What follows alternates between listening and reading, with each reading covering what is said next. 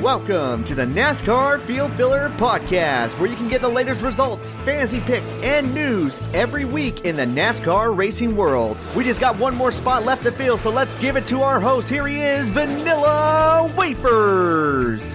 What's up, everybody? Welcome to the back of the field. This is Vanilla Wafers, and thank you for tuning in to the Field Filler Podcast. I hope you guys were able to see as many Bristol races as you possibly could here this weekend, as NASCAR had all top three divisions race it out here in the last great Coliseum, and they all put on one hell of a show. Just proves to you why Bristol for so many years has been one of the most popular tracks in the NASCAR community. Drivers like it, team owners love it, and the fans absolutely love it. I had so much fun watching all those races, and just proves to you, no matter how bad the season may be, no matter how grim things are looking, at least you'll get an exciting race at Bristol Motor Speedway.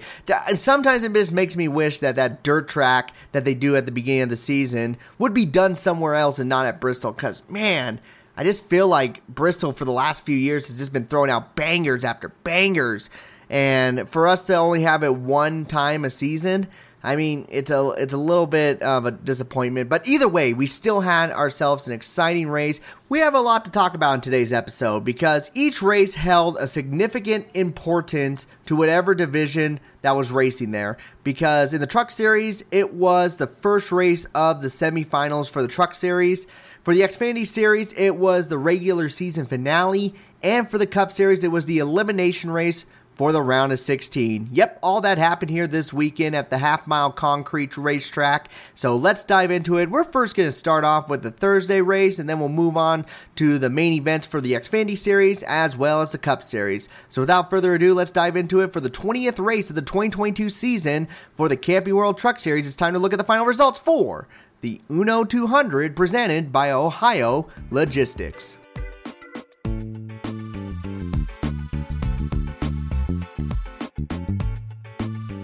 Alrighty, so in this race, we had a total of 37 trucks enter into the race, meaning one was going to miss the main event, and that was unfortunately the number 90 of Justin Carroll. I think this is the sixth race at this point that they've tried to attempt and unfortunately have not been able to make it. It's been really tough for that 90 truck team. Hopefully they can make a race by the end of the season. We had 6 cautions for 49 laps and 3 lead changes amongst 4 different drivers.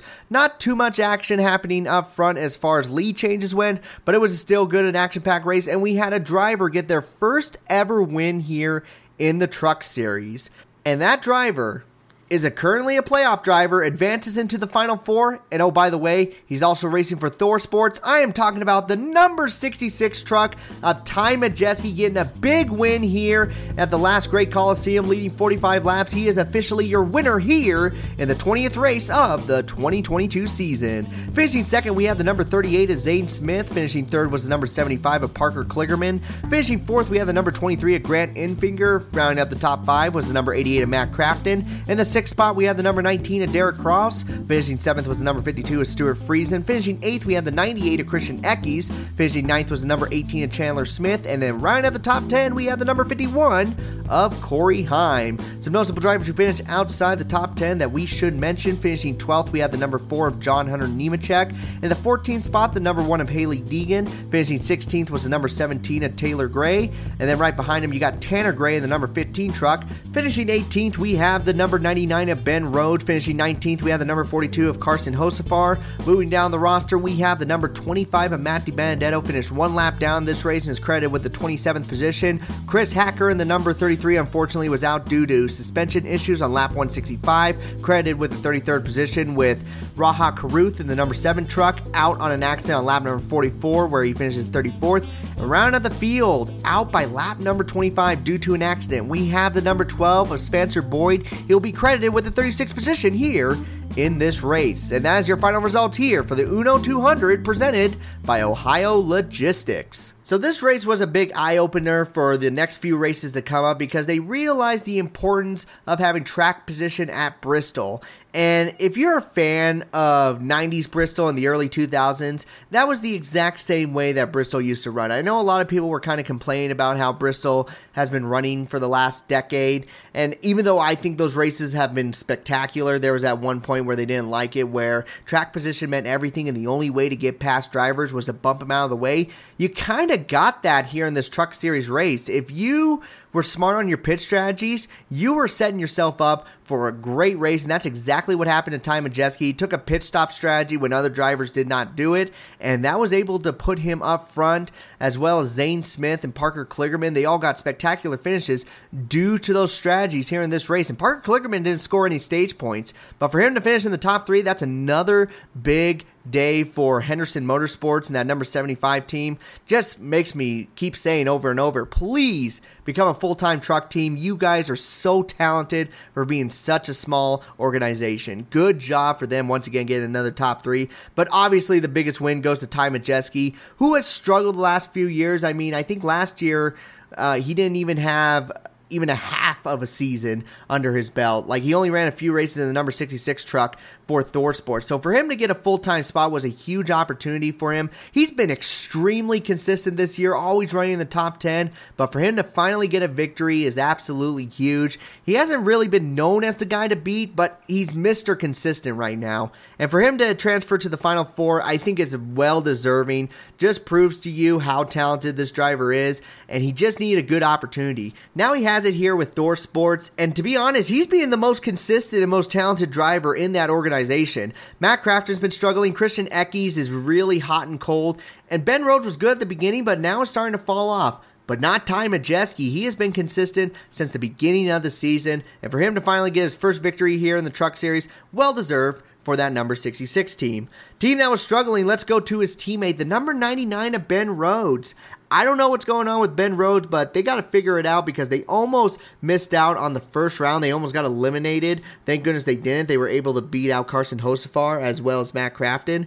But once again, another bad race for them. Now, granted, they finished 4th in stage 2, but for the most part, they hung around the top 10 all the way back to the top 20. That was it. You didn't really see too much of Ben Rhodes running up front, except for the end of the second stage. So I don't know what's going on with Ben Rhodes in this number 99 truck, but they got to figure something out because they are not in championship contention right now. They need a big race coming up here at Talladega, as well as Homestead Miami Speedway. And if they get caught up in an incident at Talladega, then they're a must-win situation at Homestead. So big indications here for last year's champion may not be able to make it into the Final Four by the results they've been putting up. Another driver who shocked me in this race was the number 4 of John Hunter Nemechek. Just not really a front runner in this race. Wasn't much of a contender. At best, a top 10 car. And he finished 12th. So kind of a shocker on how well he's been running the last few races. And then he come up to Bristol here in a big race. I mean, it's the start of the semifinals. And you don't even get a top 10. Yikes. But John Hunter Nemechek, we've seen some talent that he's had at mile-and-a-half tracks, so hopefully he can perform well at Miami. But he's in the same spot as Ben Rhodes. Has to stay out of trouble at Talladega, or he's going to be in a must-win situation going into the final race of the round of 8. And the last big shocker in this race that I'm going to talk to, and then don't worry, I'll turn back to more positivity from some other drivers, was the number 25 of Matt DiBenedetto. I felt like this was the race where they had to be running in the top 5 throughout the entire race. Then they finished one lap down. I don't know how in the world they fell off that bad, but they were not really much of a contender at all after the first half. Actually, after the first stage, they just fell off. So it just makes me really worry about Matt DiBenedetto. I mean, trying to get an opportunity back up in the Cup Series. I mean, he had to get a few wins down here in the Truck Series, and he couldn't even make it into the playoffs. So I'm getting really worried for Matt DiBenedetto that this might be the highest point from here on out here in his career if he's not able to perform here in the future. Now, granted, it is his first year in the Truck Series, so maybe I am being a little too hard on him, but I just felt like he was going to run so much better this year. And a racetrack he loves, Bristol Motor Speedway, I expected him to run in the top 5 throughout this race, and he didn't even finish in the top 20. Just don't know what to say except, man, whatever's going on over there with that 25 team, they got to get it together for Matt DiBenedetto. All right, let's turn some things on over to a more positive side. Playoff drivers who did really good in this race, Grant Enfinger. I mean, getting that victory in the first round was pretty helpful for him, but also getting a top 5 here. That 23 car has been looking really good, and GMS Racing could potentially have another driver running for a championship here this year. And picking up Grant Enfinger, I think, was a big win for them because, I mean, he was running a part-time schedule for Thor Sports and then having to jump into the number 9 truck. So I'm glad he's in a full-time car, and GMS Racing is seeing that, because another good finish by that 23 truck helps him really well going into Talladega and Homestead Miami Speedway. Stuart Friesen, really good in the stage finishes, able to close it out with a 7th place finish. Not too bad of a run for there. Christian Eckes, kind of more of a top 10 driver in this race. But the biggest shout out I got to give to is a non-playoff driver, and that's the number 19, Derek Cross. I'm hoping that he can wind up in victory lane here soon in that number 19 truck, because this team has had so many heartbreaks. I mean, yeah, he led 27 laps in this race trying to go for the victory. Unfortunately, that did not happen for him as he finished 6th. But there's been a lot of times where, yes, they were a front runner, and then all of a sudden something random happens in the race, and they fall way back. And that's probably what cost them an opportunity to run in the playoffs. So for them to actually lead a few laps and finish in the top 7, that's a really good run for this team, and that was something that they absolutely needed. It's a talented team, don't get me wrong. They just need to find some ways to complete the second half of a race. I know I say that a lot in the Cup Series, but that falls true for this number 19 team. At least they were able to finish strong in this race. I'm just hoping that we see here in the near future, see that number 19 truck in victory lane, because this team really deserves it. They've had some good runs with the 19 truck as well as the number 91 truck, so I feel like a victory is coming to this team here soon. Overall, fairly fun race. Wasn't too action-packed as far as like accidents went, and a lot of people kind of worry about that when it comes to the truck series in Bristol. So you didn't get too much of that, but you did get a lot of interesting strategies that played out for some drivers, really hurt some other drivers. I mean, Chandler Smith with that pit strategy really took away his opportunity to win when he was the most dominant driver. But you know what? That's what happens at Bristol. When track position is absolute key and the only way to get around people is to bump them out of the way, you sometimes get a crazy finish like this. And it played out for Ty Majeski getting his first win here in the Truck Series. Let's look at the points as we go into the next race here in the round of 8. So we got Ty Majeski locked into the final 4. Then we have the number 18 Chandler Smith. He sits 24 points above the cut line, with the number 38 is Zane Smith right behind him, 21 points above the cut line. And then the final spot, currently, we have the number 52 is Stuart Friesen, 9 points above the cut line. And here's the 4 drivers currently outside looking in. We got John Hunter Nemechek in the 5th spot, 9 points behind. Christian Eckes in the number 98, 13 points behind. The 23 of Grant Enfinger sits 15 points behind. I guess he was more back there than I initially thought. And we have the number 99 of Ben Rhodes currently sitting in the 8th position. He is 18 points behind the cut line to make his way into the final 4. Now let's move on to the Friday night race that we had here for the Xfinity Series, the regular season finale. This is the final results for the annual Food City 300 at Bristol Motor Speedway.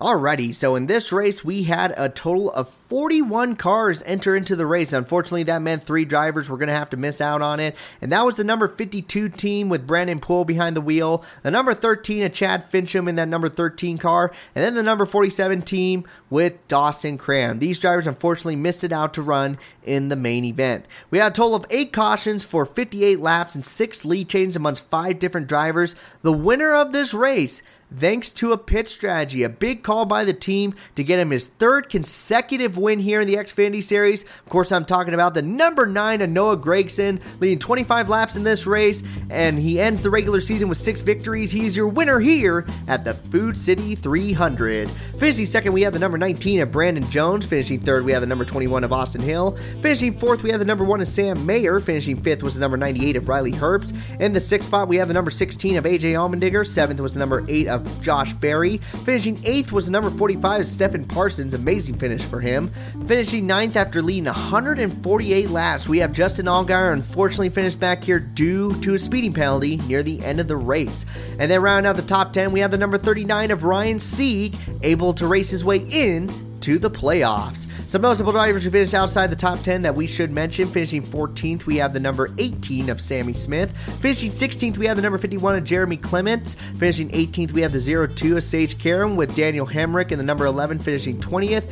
Finishing 35th in this race, we have the number 10 of Landon Castle, suffering from mechanical problems and unfortunately it cost him a spot in the playoffs here for the 2022 season. Finishing 36th due to an accident, we have Ty Gibbs as well as Sheldon Creed getting collected in that same accident. Both these drivers get eliminated early in this race, but unfortunately for Sheldon Creed, it was a must-win situation for him, and he gets eliminated from the playoffs as well. And then rounding out the field, out due to an accident in lap number 45, we have the number 5 of Brandon Brown. Needed a win in this race, and unfortunately, he finishes last overall in this race, credited with the 38th position. And that's your final results here for the Food City 300 at Bristol Motor Speedway.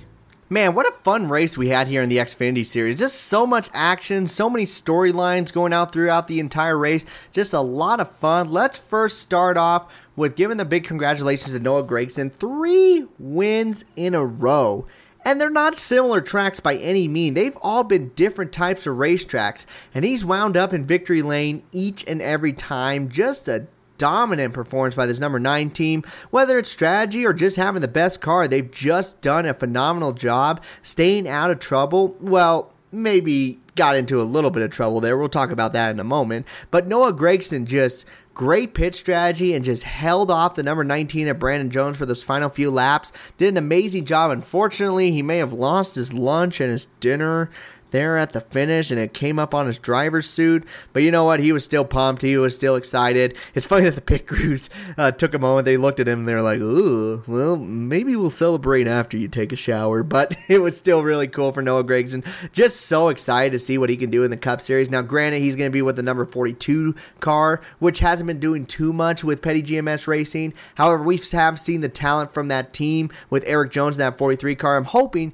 it can bleed on over to that number 42 car for Noah Gragson for his first full-time season in the Cup Series. Now, why did I say he mostly stayed out of trouble? Well, there was a big incident that happened in the middle of Stage 2 involving the number 54 Ty Gibbs, the number 2 of Sheldon Creed. So what in the world happened here? So Sheldon Creed stayed out on a pit strategy. He was working well in his favor. He wasn't the fastest car by any means, but he was running really well there inside the top 3. Well, going into one of the corners, Ty Gibbs is on the inside, and you got the number 2 of Sheldon Creed on the outside. He gets bumped from behind by Noah Gragson. And Noah Gragson shoots the 54 up the racetrack, which inevitably catches the number 2 of Sheldon Creed and knocks out Ty Gibbs' opportunity to win this race and have a legit shot to run for the regular season championship, and eliminates Sheldon Creed from racing in the playoffs. So we're going to have to keep an eye on that. Noah Gragson is just such an aggressive driver, and he's going to be a great add-on to the Cup Series. I think you're going to have a lot of people who really do enjoy him, but he's creating so many enemies, it's not even funny. I know people like Dale Earnhardt and Kyle Busch created so many enemies in their time, and they've been managing to win left and right, but still, it's just absolutely crazy to see Sheldon Creed constantly putting himself in some controversy, and everyone's like, hell yeah, Noah Gragson, he's the man. So I'm pretty sure Sheldon Creed's going to give him a hard time in the next few races, and I'm pretty sure Ty Gibbs is going to be right there in that mix doing the same exact thing. Just absolute craziness that happened here in the middle of the race, and unfortunately it took these 2 drivers out and for an opportunity to either win the regular season championship or to make it into the playoffs. Another driver who struggled in this race that absolutely did not need it was Landon Castle. So I'm pretty sure you guys heard earlier in the week that Jeremy Clements' appeal actually worked in his favor, and he got his victory back, which locked him into the playoffs. So that shifted everything. Ryan Sieg was now on the outside looking in, and you had Daniel Hemrick and Landon Castle with a comfortable gap to make their way into the playoffs. They just didn't have to have any problems here in this race. What happens to Landon Castle? Mechanical problems, and he was behind the wall for so many laps that inevitably he just needed Ryan Sieg to get caught up in an incident. That's honestly all that could have really happened to get him into the playoffs, and it didn't happen, and they miss out to make their way in. Such a heartbreaker for this 10 team, and there's plenty of races where I know they could have performed better. I think they also got a DQ at New Hampshire, which didn't help them out, but you can't make those mistakes. When you're right there around the cut line, you gotta be on top of your game, and unfortunately, Kaulig Racing with this number 10 car just wasn't on top of it. So crazy, because you get someone like AJ Allmendinger runs his way to the regular season championship, and then you got Daniel Hemrick and Landon Castle struggling to make it in, and one of them doesn't. And so, big bummer for Landon Castle. I hope he gets another opportunity in this 10 car. I know his sponsorship has been having some problems as Voyager has lost a lot in their stock. I think at the beginning of the year they were like at $8. Now they're down to like 16 cents. It's been that bad for them. So, we'll see what happens. But Landon Castle misses out on the playoffs. Very heartbreaking for this 10 team. Let's go back to some more positivity. There's a lot of people to give shout outs to. A shout out to Stephen Parsons in the number 45 car. This car has been struggling all year. I think they sat 31st in owner points. It's not doing that good. And Stephen Parsons gets this car up into the top 10. Top 10 in 8th place. Unbelievable job for these guys. I think his best finish beforehand was like a 14th place finish. So for him to finish here in the top 10 with a car that you hardly ever see up front, just bravo to that team. And hopefully it opens up another opportunity for Stephen Parsons to run in this car because, man, well deserving. Great run for him to be able to run that high. And also shout out to some other drivers up here. We got Sam Mayer in the 1. Had a super fast race car. Unfortunately, he got caught up in an incident on stage 2, which inevitably kind of took away his chances to win the race. He did have one of the fastest cars, but he had to run his way throughout the entire field. And because of that, he was only able to finish 4th and not 1st. Still had a fast car. He just needs to work on his patience. He's a really young driver, so eventually he'll get that maturity behind him and know when to make those kind of moves. But I think that cost him an opportunity to win this race. Also, a big shout out for the number 39, Ryan Sieg, was in a really tough position to make his way into the playoffs, but man, this team was able to do it, and finishing in the top 10, just a overall good race by this team. They played it smart, and once again, you got the 39 car making it into the playoffs. One of the smaller teams that continually makes it into the Xfinity Series playoffs. Just congratulations for them. They have well deserved it. There's been quite a few races where you've seen them run up front and contend for stage wins. I remember Richmond, they almost won a stage. So this team is really well deserving for being such a small team. And for them to finish in the top 10, able to beat Landon Castle, I think a lot of people did not have faith in them doing that, but they were able to do it, and the 39 car will be running for the 2022 championship. A team not running for the championship, but still a good turnout, was the number 4 for Bailey Curry. Pit strategy worked well for them, and they were able to finish 11th. Stay on the lead lap. Just good run for this team. A team that usually runs around the 20th position, that was well deserving, so good job for them. Now let's go to a few drivers who kind of choked in this race. We talked about Sam Mayer. Justin Allgaier, biggest choke I've seen in quite a while here in the Xfinity Series. This man is great at Bristol, but he can't win the damn race to save his life. I think he has led on average 100 laps in each of these Bristol races, and he cannot win the race. Usually it's stuff that's outside of his control. This was inside his control. Such a bonehead move. Goes into pit road, nobody next to him when the caution comes out, so you get a comfortable gap if you pit under caution, because everybody cannot move up right behind you. They got to stay in the current spot that they are on the racetrack when the caution goes out. Then they can go down pit road, but there was such a huge gap there. He could have honestly ran 5 miles under the speed limit, and he still would have been able to lead off pit road with no problem. But he was caught speeding. This almost reminds me of Juan Pablo Montoya in the Brickyard 400 a few years back, where he had such a huge lead, didn't have to worry about anything, and he sped on pit road, cost him an opportunity to win one of the biggest races of the year at that time. And Justin Allgaier blows his opportunity to win once again. Just a bonehead move. I feel really bad for that team because that team had such a good car. Overall, this race was a lot of fun and well-deserved a rewatch on the highlights because there was a lot of action throughout. Lots of storylines. Wish you guys could have saw it, but In the end, though, here were the drivers who were able to make it into the playoffs here in the Xfinity Series. The first one being the number 16 of AJ Allmendinger, who was able to win the regular season championship. Then you got Noah Gragson. He's going to start off above the cut line by 46 points thanks to those multiple victories throughout the season, with Ty Gibbs right behind him sitting 33 points above. Justin Allgaier in the number 7 will start in the third spot, 28 points above. Regular season champion AJ Allmendinger will sit 27 points above. Then you got the number 8 of Josh Berry, 17 points above in the 5th spot. 6th spot will be the number 21 of Austin Hill, 11 points above. And then the 7th spot, you have the number 19 of Brandon Jones, 5 points above the cut line. And then tying in the 8th spot, we have the number 51 of Jeremy Clements, as well as the number 1 of Sam Mayer. And the final 3 drivers here in the playoffs, we got the number 11 of Daniel Hemrick, the number 98 of Riley Herbst, and the number 39 of Ryan Sieg. They will sit 2, 3, and 4 points behind the cut line going into the first race of the playoffs, which will be at Texas. Now let's move on to the big race. Everyone is talking about this one. It's the one that we were all waiting for. It's time to dive into the 29th race of the season. Here's the final results for the Bass Pro Shops night race here in the Cup Series. Alrighty guys, so we had a total of 36 cars enter into this race. No open charter cars once again. I think that is now the 3rd week in a row. We had a total of 11 cautions for 80 laps and 12 lead changes among 6 different drivers. In the end though, a non-playoff driver. This is the 19th different winner of the 2022 season. The only time we ever did this was back in 2001 where we had 19 different winners. How about the number 17 of Chris Buescher after leading 169 laps for RFK Racing, getting their first win in over 5 years. He is your winner here of the Bass Pro Shop night race at Bristol.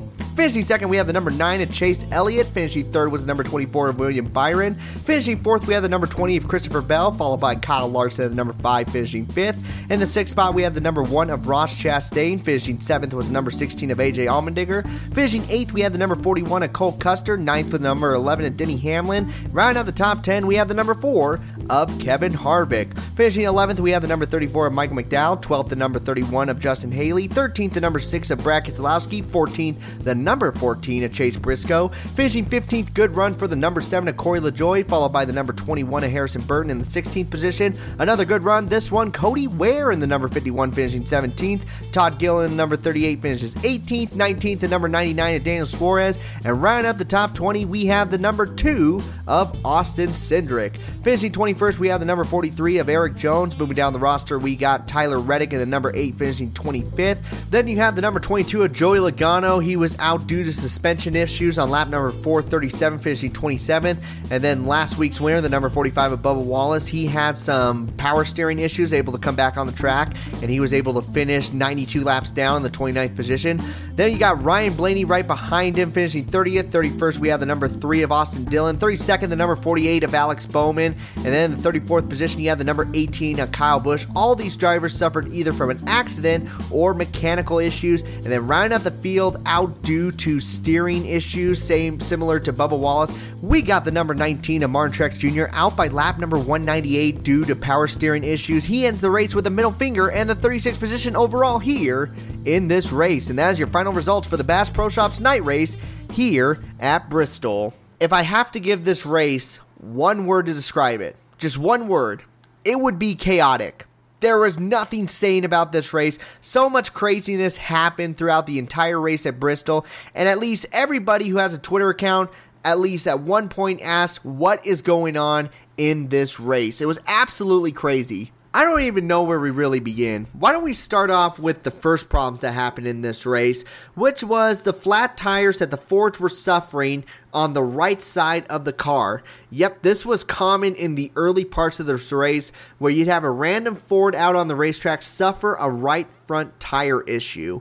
It happened to so many drivers, including the pole sitter of Eric Almirola. It also happened to the number 12 of Ryan Blaney while he was running up front. And Austin Cindric was actually one of the first drivers who suffered a flat tire in this race. went multiple, and I mean multiple laps down, and everyone thought that the 2 car was going to miss the race. At this point, you had every single one of the Ford drivers about to crap themselves because they were just losing tires left and right, and they were wondering what the hell is going on. The few drivers that did get lucky were Kevin Harvick in the number 4, who was running for the victory in this race. He was in a must-win situation. Also, Cole Custer in the number 41, who finished 8th. Great run for him. And the winner, the number 17, of Chris Buescher. Everyone else, though, it felt like they were all suffering from tire issues throughout the entire race. It was definitely scary to be a Ford driver. That is until we all of a sudden have the number 45 car randomly go down pit road with power steering issues. And it wasn't like a minor power steering issue. The tires were covered in fluid. And it sounded like it had everything to do with power steering from the get-go. And then all of a sudden, we see the number 23 of Ty Gibbs come down pit road for the same exact issue. Now, everyone's starting to realize, holy crap, the Ford guys are crapping themselves while the Toyota cars are pissing themselves with the power steering fluid. What else is going to happen? Well, then it started to affect people like Martin Truex Jr., one of the only drivers who was not able to come out back on the racetrack due to power steering issues. But overall, I really think he just didn't want to continue the race. At that point, he was not in the playoffs, and he was like, well, screw this car. I'm going to flip at the bird, and then I'm just going to go home. That's basically what happened. Then Kyle Busch suffers engine problems. After having such a good run in this race, he was finishing in 3rd in stage 1, he finished 5th in stage 2, and then all of a sudden the engine had a catastrophic failure. Not just like a minor failure, an unbelievable failure where water was coming out the exhaust pipe, liquid was spewing everywhere. It was bad. And that inevitably ended Kyle Busch's opportunity to win for a championship this year. Now, I know there's a lot of controversy with people saying, oh, because of the announcement, he was given a bad engine. You know what team owners do. They get petty and they give drivers bad engines. I don't think that was the case. I mean, this was just a super bizarre engine failure. It could not get any more catastrophic than this. But what a damn shame for Kyle Busch. At least 2 races here in the round of 16 had an amazing car, and he lost engines in both of them in races where he could have had an opportunity to win the race. Just an absolute bummer for this number 18 team. But don't worry, it wasn't just the Fords and Toyotas who suffered in this race. Chevrolet was starting to have some problems as they were getting caught up in accidents left and right, including Alex Bowman in the number 48. Luckily for him, he scored enough points in the first 2 races and also was able to finish 6th in both the stages that he was able to lock himself into the next round. It's proven to everybody once again that no matter how random of a season he's having, he can always find a way to make it into the round of 12. That's just how Alex Bowman is. I think he's been able to do it like 3 times in a row. It's crazy. But Austin Dillon, unfortunately, was not as fortunate. He did not score enough points, and due to this accident, he gets eliminated as well with the number 18 of Kyle Busch. And then another car that suffered problems in this race, the number 8 of Tyler Reddick, he gets caught up in an accident, and unfortunately, he was on the outside of looking in due to that flat tire that happened at Kansas. And since he finished 25th in this race, and somehow Austin Cindric, who was 7 laps down, by the way, able to score a top 20 finish, eliminated Tyler Reddick from the playoffs. Now, this one, I think, out of all the drivers we've mentioned, this one was the most heartbreaking. Because I really do believe Tyler Reddick could have made it into the Final Four if he survived this round. He had an amazing opportunity to win the Roval because they've been great at road courses. He has an amazing opportunity to win the race at Homestead because that's been one of his best tracks. This was a damn shame that this accident happened and that flat tire happened at Kansas, that he gets eliminated in the round of 16. A driver that should have been there near the finals is not going to be running for a championship, and both RCR cars get eliminated in round 1. Definitely something that this team did not need here after the big announcement of Kyle Busch coming on to the team in the 2023 season. And the last driver not able to make it in was the number 4, Kevin Harvick. He was in a must-win situation. We just knew it, and unfortunately there near the end, he was not the strongest car. People doing pit strategies were able to stay up front in front of him, and he just could not get up there. So unfortunately for him, he finishes 10th overall in this race. And one thing that really did cost him was a tire issue that he suffered. I think he left pit road, and his tire was coming off. He was able to back up and get that tire put on, but it cost him a few positions, as well as Denny Hamlin. Like, everything happened to playoff drivers in this race. It was unbelievable the amount of craziness that happened throughout this entire race. Let's just give shout outs to some drivers who had no problems, who had themselves a great finish. Justin Haley in the 31 finishing 12th.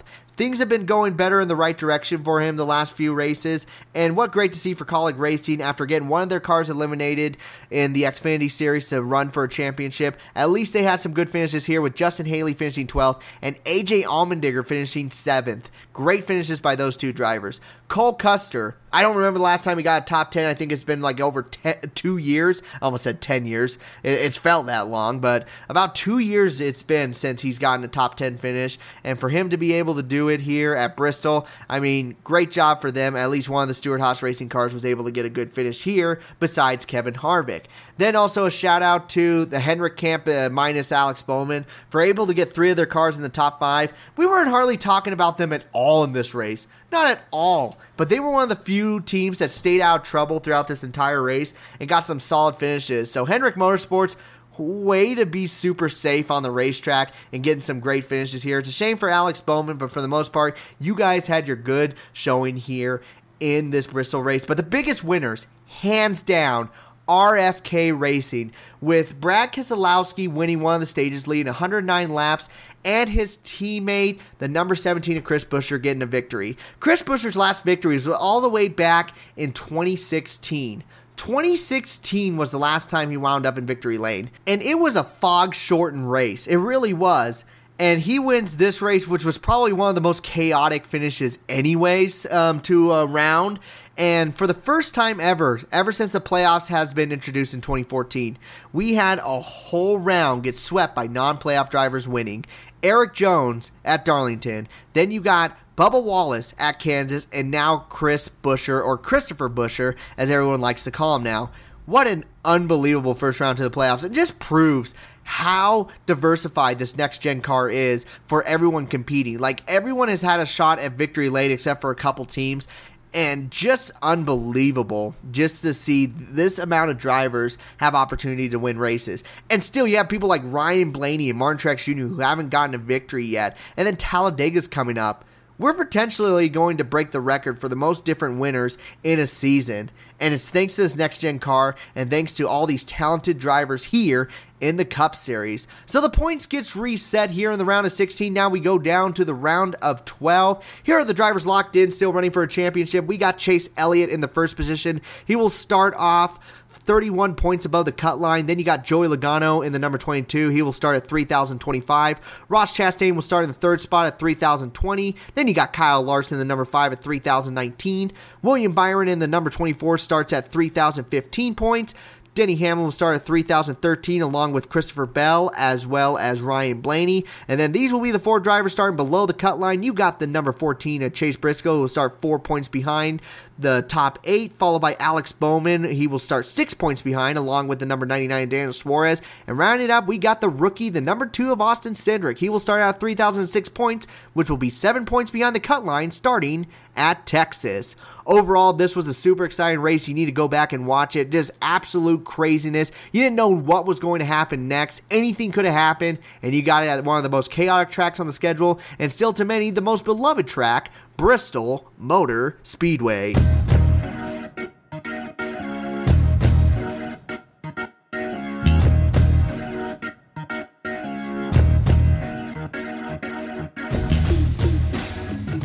And that will conclude the final results for today's episode, guys. Thank you so much for listening. As far as fantasy went this week, trust me, there was a lot of craziness that happened here.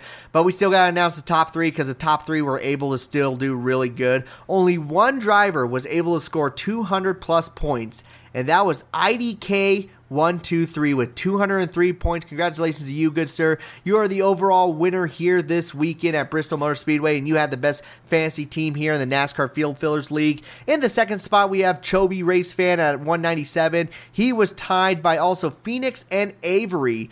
Both these two were able to score 197 points overall. And then we had Thunder Gun in 4th, 5th Turn Sheen, and then yours truly in 6th, and Crazy Corrado in 7th. The only reason I say that is because these are the top 4 running for the overall standings. Right now, the overall standing sits as follows. Turn Sheen's in 1st at 56.12, and I'm sitting at 2nd at 55.75, and Thunder Gun sits in 3rd at 55.50. And then the playoffs, it is the same 2 up front, Turn Sheen as well as myself, and then you got Fantastic Fusion at 598. If you want to join our league and try to get a top 3 finish and get a mention here on the podcast, as well as one of the social media accounts, you can do so at fantasygames.nascar.com at the NASCAR Field Fillers League. You can also check me out on YouTube at Vanilla Wafers, where I'm trying to post more videos here, all NASCAR related. The most recent one I just launched was on Saturday. It was the 5 of the dumbest rules NASCAR has ever had inside the top 3 divisions. It was a lot of fun to make, and trust me, there are some rules on there that pissed me off, including the caution clock that the Truck Series had in 2016 and the orange and blue rule that they had back in the early 90s. Also, guys, check me out on Twitter, as I usually talk to the race fans during race day on there. We had a lot of fun on there. I just kept screaming what the hell's going on. I was throwing random tweets overall through that, so it was a lot of fun. Again, that's at TylerV33 on Twitter. But above all, guys, thank you so much for listening to the best and trying out all the rest. I have been able to fill up the last few remaining minutes of your time, so I'm going to take the car and pull it right on into pit road, collect my last place winnings, and I am out. So you all take care. This has been the Field Filler Podcast.